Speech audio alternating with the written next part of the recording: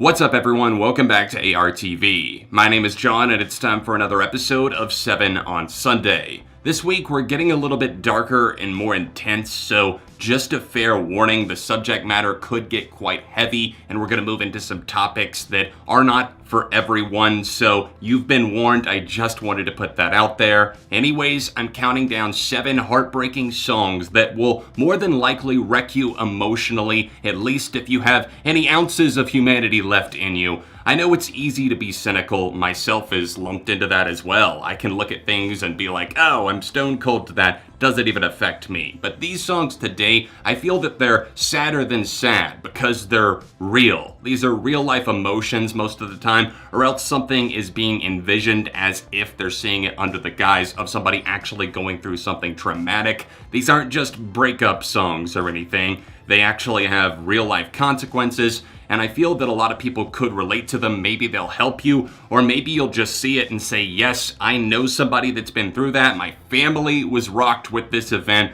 whatever it may be. I do hope that you guys enjoy the video today, even though it might make you a bit sad. Consider dropping a like on the video, subscribe to the channel if you happen to be new, and let's get into it. It was easier to give sympathy when I was still denying that it happened to.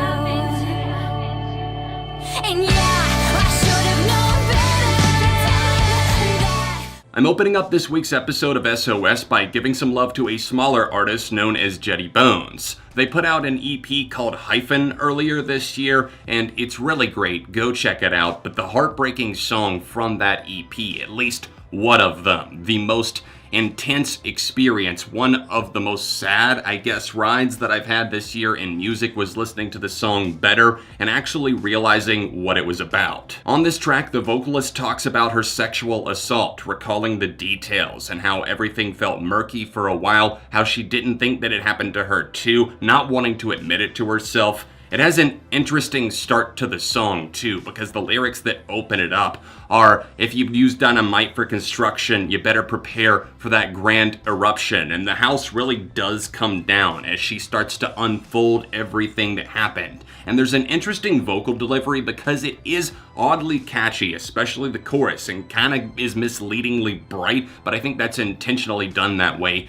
And then after that, we get the second verse, which is almost like spoken word rap sections, and it really hits and it really becomes emotionally resonant because sure, the subject matter, but also the breakdown and the fallout that we feel as she tries to blame herself at first by saying, yeah, I should have known better. So the title Better is not saying, yeah, things are automatically getting better. It's no, I should have known better. And then she kind of throughout the EP talks more about that.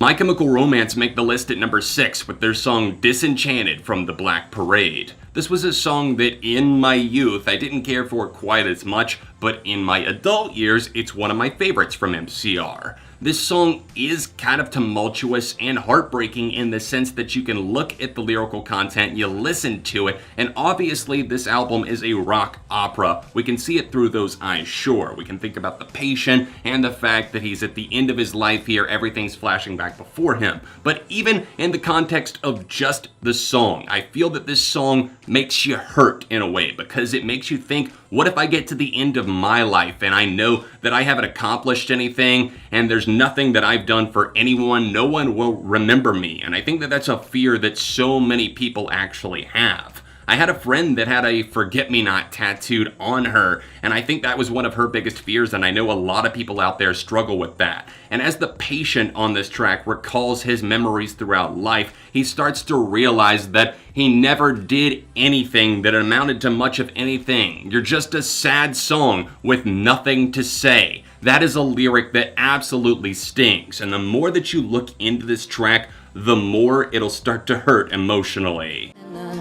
Snow-covered hills till the landslide brought me down. The number 5 position goes to Fleetwood Mac and their song Landslide. This came out on their self-titled album in the mid-1970s, and I grew up listening to songs like this. My parents loved it, and even as a kid, I could sense something about this song being melancholic or a little bit more reflective about life, because the adults in the room would always kind of visibly get sad or at least acknowledge it or talk about it in some way. I even have a specific memory of going to a bowling alley with my friend when I was like 11 or 12, and my friend's mother actually started crying when the song was playing in the bowling alley, and I had no idea why. But now, obviously, I could research and look into the song and see the literal meaning. It was written by Lindsey Buckingham and Stevie Nicks of Fleetwood Mac about their own relationship. It was falling apart in front of everyone, and the whole band had a rampant drug problem. It was out of control, they were spiraling, they were in the spotlight, so famous at those times, but also not knowing how to handle their own relationship, the affairs, the drugs, everything was tearing them apart.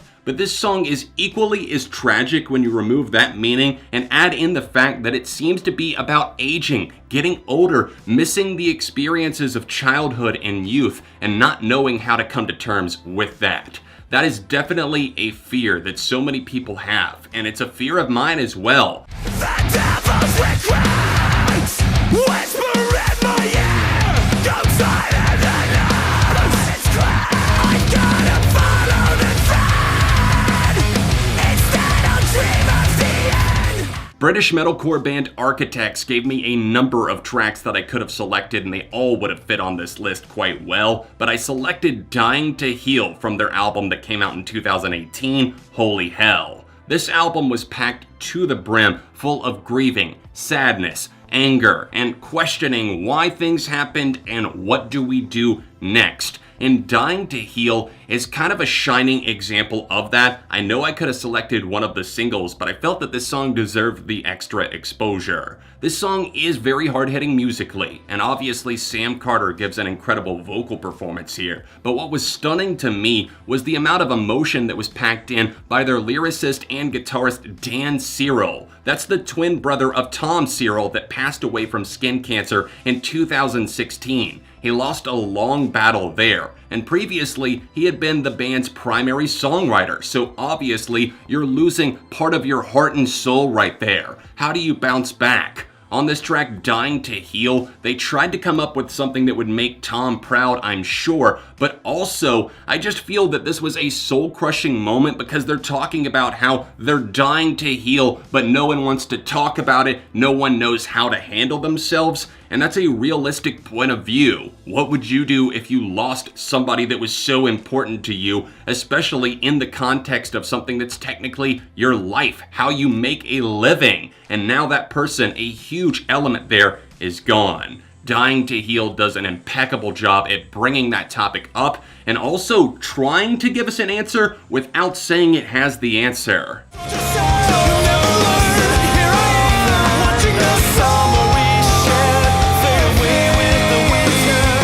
Trust me when I say I've been trying for years to make this song fit into an episode of 7 on Sunday, but I also didn't want to just shoehorn it in because it's too good to do that too. This is Emery's song In Shallow Seas We Sail. A post-hardcore outfit, at least I would say that's their primary genre a lot of the time. A very special band in some ways because they do, or else did, have two lead vocalists, at least one that would also be a primary focal point. And this track, it might not seem like an ideal selection for a list like this, heartbreaking and soul-crushing songs that will wreck your emotions, but bear with me as I try to explain why I picked it. In Shallow Seas We Sail is a magnetizing, passionate heartache that details what I find to be the secrets of unfaithfulness and mistrust in a long-term relationship. The infidelity and mistrust is confirmed right away as the opening lyrics speak to "I've got eyes in the back of my head." That line just confirms it all for me as to what this song's actual meaning is, and as it goes on and lingers further, it seems like the narrator here is talking about his part of the relationship, what he blames his partner for, but also the deeds that he's done that also make himself come short, realizing that he's to blame for this tower crumbling as well. Obviously, the guilt stacks up and feelings get thrown out there. In this shallow sea we sail, you're the anchor dragging me down. They're dragging each other down and drowning. There's so many smart metaphors packed into this track. The guitars are out of this world good, and the co-lead vocals during the chorus are absolutely untouchable. I'm talking one of the best executions of this that I have ever heard or witnessed. They're both singing two different things, and as their lyrics kind of intertwine, they back each other up, and then they come together at the end of the verses, and then you see that in the chorus propelling as well. This track is a wrecking ball. Emotionally and musically, it's unstable, and I just love every single detail of it. Hold you till the end. Hold you till you fly. You won't save her. Please just take her.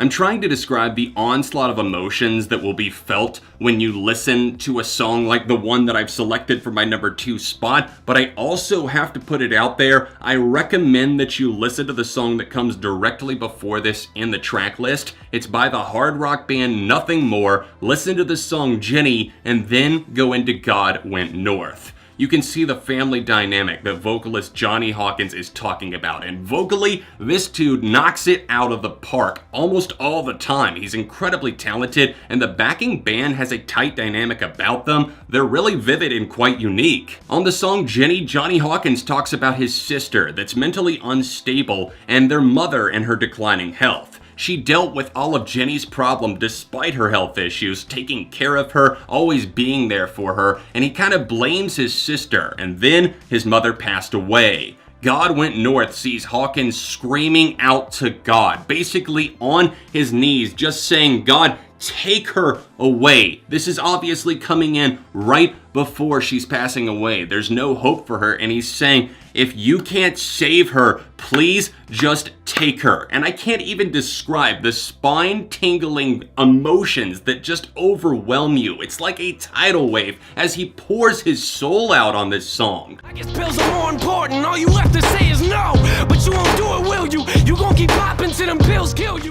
I've saved the number 1 spot on this episode of 7 on Sunday for rapper NF and his song How Could You Leave Us. This was on 2016's album Therapy Session, and it's an earth-shattering moment that really got to me. It really just punched me upside the face, because you see this track and you listen to this track, and even though I don't know a ton of NF's music, the stuff that I've generally heard has been pretty good, but this song is so poignant, but also so incredibly depressing. We see NF recalling his childhood, a mother that was never there for him, never there for the family at all, someone who abused him verbally, emotionally, possibly physically as well. And on this track, he talks about the fact that she abused prescription drugs and a lot of other things in her life as well. Obviously, she took her family for granted, and he cries out quite literally on this track, "How could you leave us? Why weren't you there for me?" And I can say this with almost 100% certainty, I don't think I've ever heard a song that features an artist just crying on the microphone,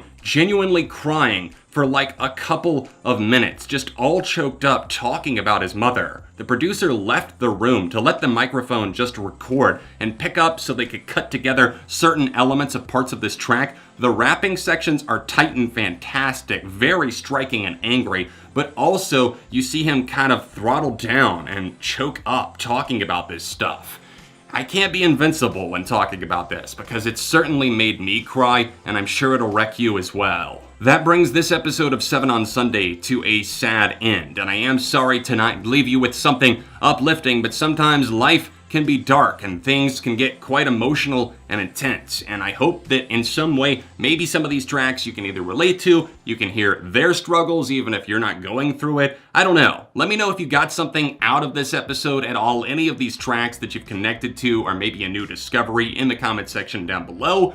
And yeah, that's all I got for you today. Thank you again for watching. Consider leaving a like on the video, subscribe for the love of music. If you want to see last week's episode, then tap this annotation here, or tap here if you want to see a recent album review that I uploaded to the channel. All of my social accounts can be found down below if you'd like to follow me on any of those. And other than that, I'll see you soon for more right here on ARTV.